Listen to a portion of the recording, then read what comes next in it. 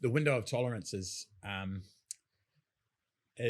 that capacity that you currently hold in your emotional regulation, effectively. Now, the window of tolerance, if you can imagine it, it's sort of like a graph, and for a lot of us, up the top above this window of tolerance is this hypervigilance and this fight or flight response, right? Yep. So for a lot of people that are dealing with life stresses, or particularly in emergency first response, etc., a lot of the time, because of the stuff that we endure and we see, we're operating in this sort of hyper arousal state, right? Especially if you go into a lot of repetitive jobs that are potentially traumatic, as well as having life stresses on top of that. So sometimes we might go up and get into this hypervigilant state, and we might stay there, which is unhealthy.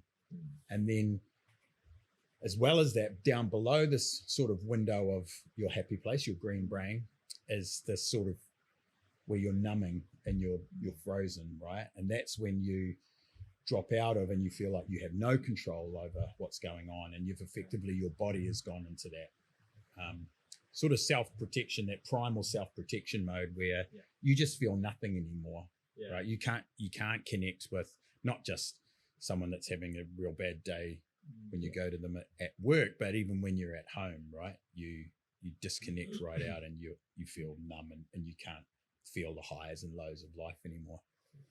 And I suppose there's things that we can do, and just sometimes being conscious of our workload or what we're doing, we can actually expand that window of tolerance so that I guess when something happens in our life, we can stay within that window, and we might skip into that hypervigilant state, but then we drop back into this sort of this nice emotional green space that we're in. And for me, that and it's available online, like anyone can look it up, and it'll explain it a whole lot better than probably what I have. But for me, referring back to that and just being conscious of, yes, sometimes I'm a human being and I might kick up into that hypervigilant state where I'm reacting to stuff.